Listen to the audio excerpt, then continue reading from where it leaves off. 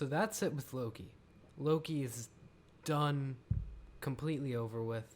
And honestly, I digged it.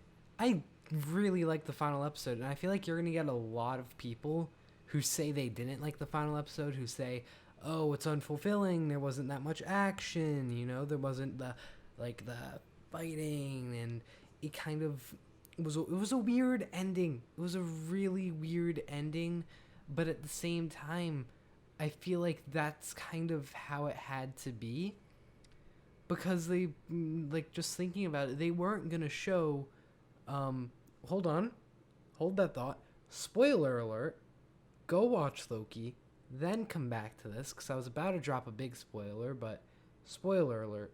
Anyways, with Loki, it was just like suddenly they were like you couldn't expect Kangs to burst through the door, right? You couldn't expect an army of Kangs to go and attack because it wouldn't have made sense, right? To have that be in the TV show, I think that them showing the sort of origin story for why this is happening makes sense, and this is probably the most that one of these Marvel shows is going to affect the overall Marvel universe, and that's a lot, right? That's a lot, but it also kind of makes it a little bit predictable.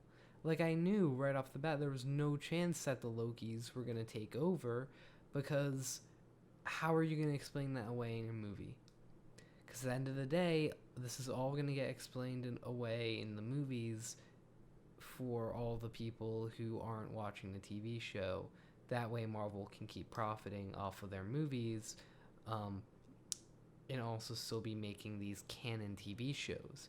That's why you have stuff like Falcon and the Winter Soldier. It's kind of easy to explain, right? And I feel like you're going to have the Hawkeye show, which might do a lot, but it's kind of like a side story, right? Like there's going to be a lot, I think, in the Hawkeye show, but it won't really affect the overarching narrative, right? Just like the Falcon and Winter Soldier didn't affect the overarching narrative, the main thing being the Falcon became Captain America, and that could easily be explained by he got the shield, right? Like, Falcon and the Winter Soldier literally didn't have to happen at all, because it was a guy who he got the shield, and in the end he got the shield, right? So it literally made no difference to the overarching Marvel universe. Scarlet Witch, she got buffed. Oh, and Vision's kind of back in a new body. Like that, they were side characters, and I hope Scarlet Witch isn't a permanent side character. I hope she gets more. She was great, but she was a side character up until WandaVision, right? So it's just a lot of stuff that doesn't really affect the Marvel universe in such a grand scheme yet, and I kind of hope that eventually changes. But for now, all the big stuff is in the movies, right? Because you have Black Widow, that wasn't big. Black Widow, I kind of feel like would have been better as a TV show, because it had a story that would really fit into being a TV show. But then, like, past Black Widow, Shang-Chi, I feel like that could be pretty big. The Mandarin. You got the Eternals, they could be big. It's a lot of superheroes.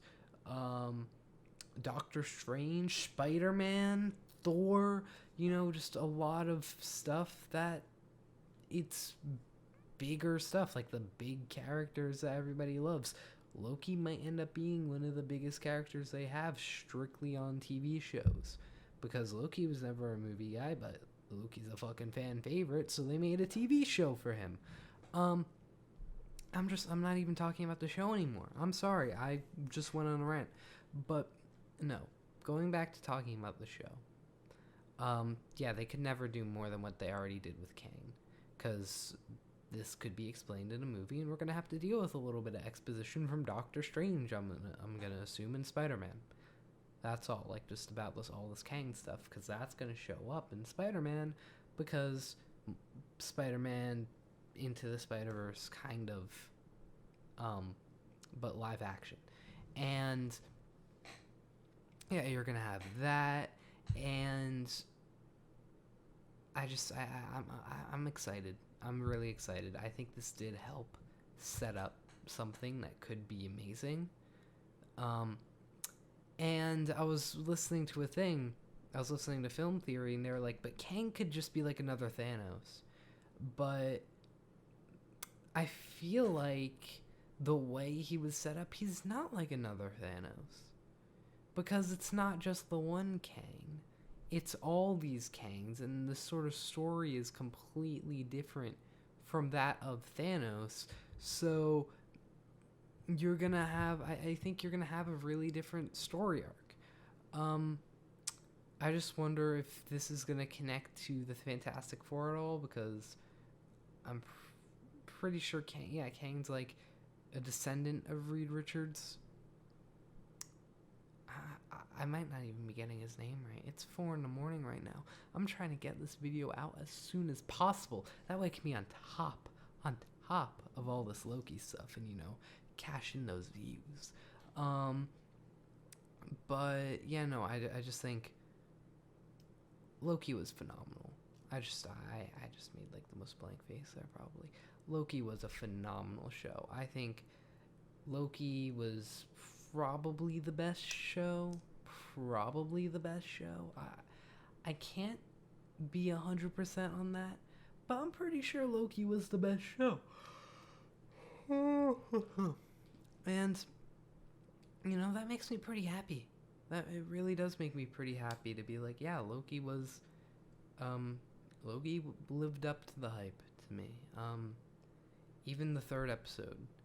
Third episode was the worst episode, but I think third episode kind of instilled that romance. And I wonder what is the future with these Loki characters, right? Like, are we going to see them on the big screen? Or are we going to see Loki season 2, and when? Because they had a very good chemistry. I want to see them back as soon as possible. I'm serious. I want them back now. Like, I want season 2 now. Like, I left it, and I didn't feel unfulfilled at the end of Loki. I just wanted more. I was like, that's it? No episode 7? Like, I swear, like, I'm probably gonna check Disney Plus next week and be like, episode 7, please be in episode 7, because I want an episode 7 so bad. But at the end, there's not going to be an episode 7. That's it with Loki. Loki's over, and it sucks. But yeah, I'm sad now. I'm sad. Loki's over. Yeah, I mean, it was a very fun ride. All these Marvel shows have been a very fun ride. I mean, for a while I thought that Falcon and the Winter Soldier was the best of them. But if I had to rank them, it's probably Loki, WandaVision, Falcon and the Winter Soldier. But I think Loki's pretty up there. Like, they're close. I think they're close, because Falcon and the Winter Soldier is the weakest one, because it has, like, when Falcon and the Winter Soldier was bad, it's bad, but when it's good, in its best moments, Falcon and the Winter Soldier is fucking awesome. It's fucking awesome.